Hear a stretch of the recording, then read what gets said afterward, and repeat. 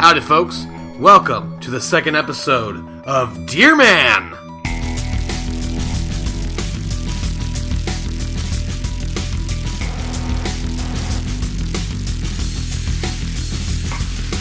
Well, hot doggy, everybody. Thank you so much for tuning in on the second episode of Deerman. How exciting.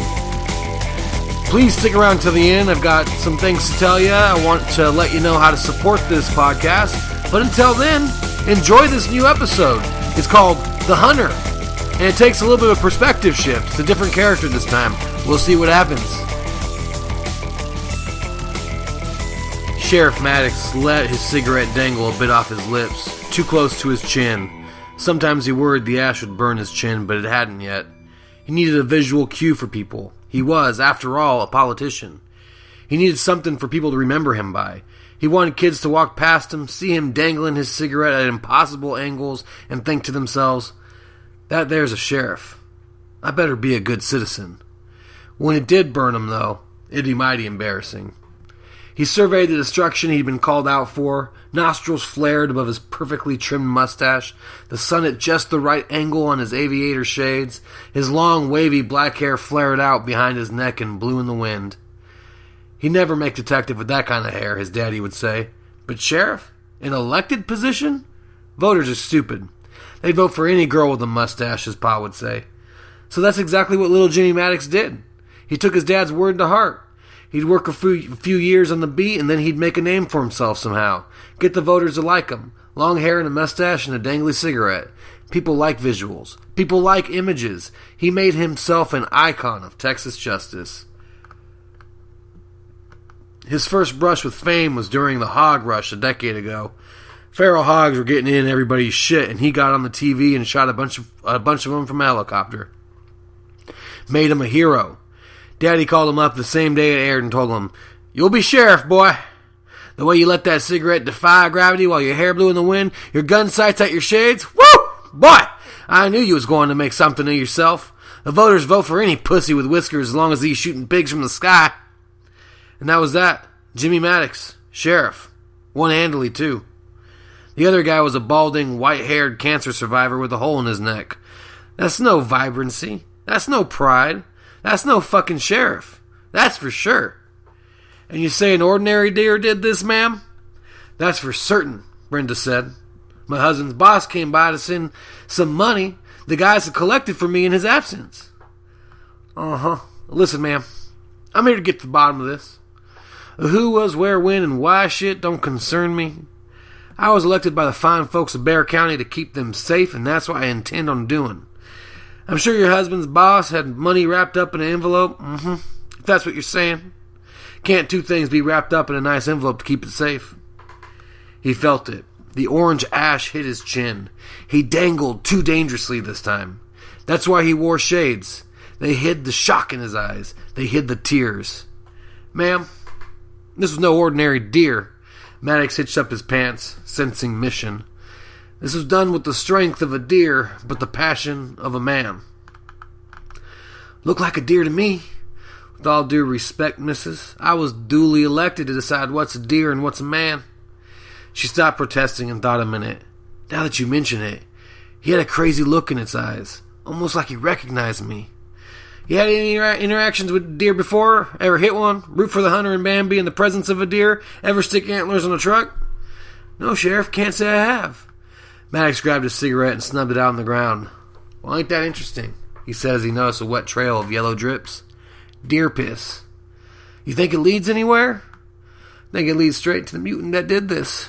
Get back into the house. Things about to get dangerous. Just as the sheriff started to follow the musty scent of deer piss, some asshole sped into the driveway, honking his horn and screaming out the window. God damn it, woman, I said you needed to put the deer corn away while your man was missing. I think I need the damn cash I gave you last night to fix up my car. The sheriff lit another cigarette and let it dangle. Who are you? Maddox asked.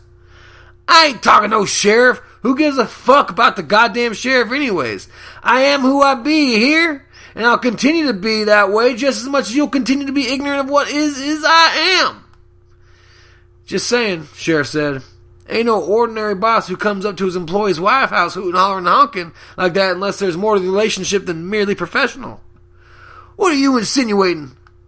Well, nothing, I guess. You did say money was exchanged. I suppose that makes it professional. Now, just a minute.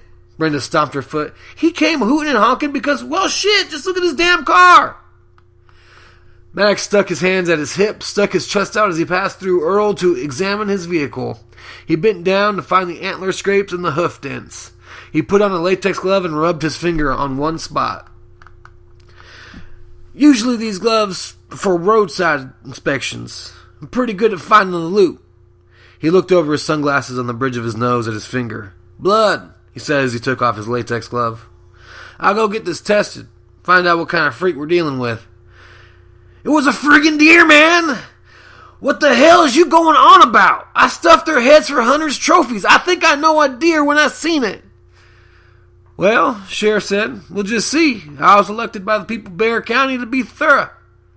Why don't you just go on inside? Maddox dug around his back pocket for another latex glove.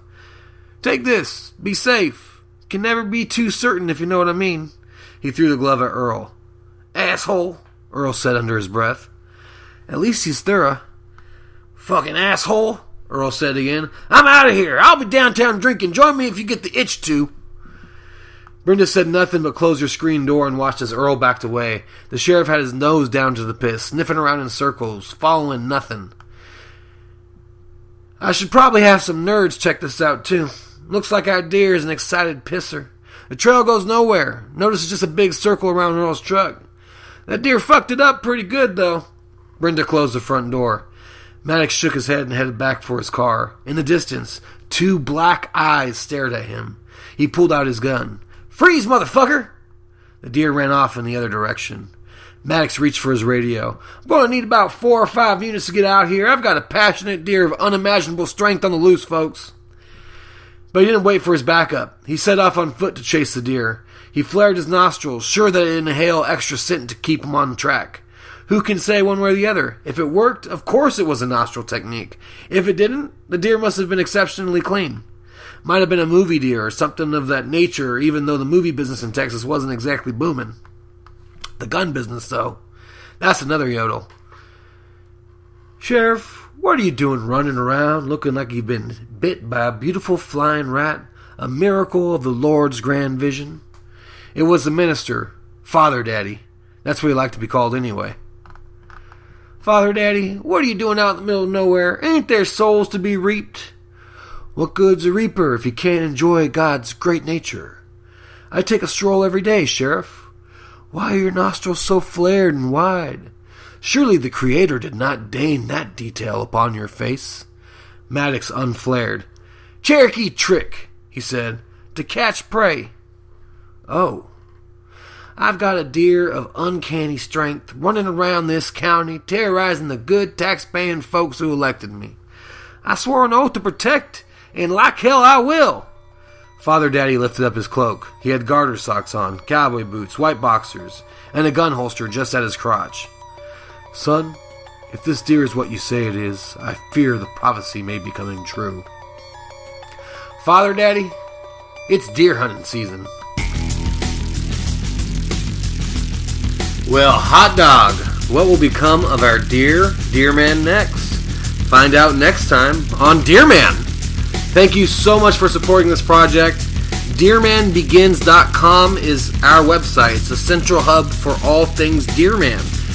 You can become a patron of Deerman by going to patreon.com/ahilbert. Donate $1, donate $2, donate $3, donate your firstborn.